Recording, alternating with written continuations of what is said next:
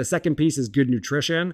If your nutrition is lacking, you'll never get there. You can maintain a slim figure with just nutrition and sleeping, for sure. So make sure your diet is on point, and there's a million ways to pursue that. But if your diet and sleep are not on point, then there's essentially you can be physically fit, but you're not going to have the aesthetic that you want necessarily.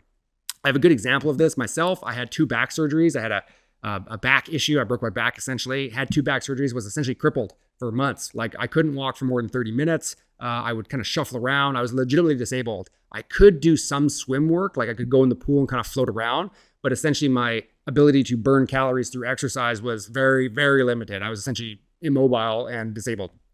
I planned my day 30 days at a time, and actually a little blow up mattress that I bring with me so that if I was in the mall or something or shopping center, if I hit that 30 minutes and I kind of had like that really bad sciatica pain down my leg, I would literally lay down like with a blow up mattress wherever I was. Could be in a public place. It's crazy.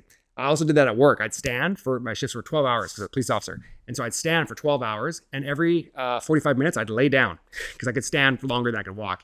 And so at my desk, I had a mattress. So I'd literally be laying down like handgun, like the whole thing was ridiculous. Because I was stuck in the office in plain clothes, not in the uniform.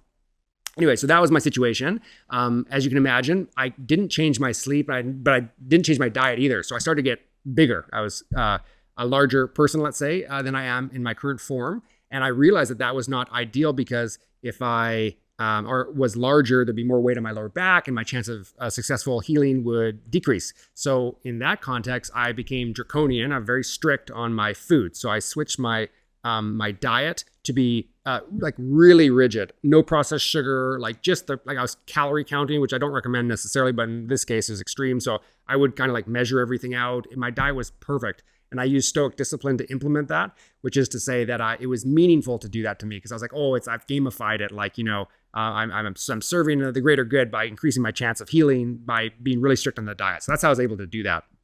But the key point is that I had an outcome, which was to be essentially skinny or have a good BMI, let's say, a body mass index. And I was able to do that. So over a 6-month period, I went from being, let's say, overweight to being at my old high school weight, which is crazy, with almost no exercise, just straight hardcore maintenance. Like I went to sleep at the same time, I woke up at the same time, and my diet was on point. I changed, like it was rigid, 7 days a week. I had no breaks. Maybe like on a Friday, I'd have McDonald's or something, but like it was very, very rigid, and I was able to maintain that.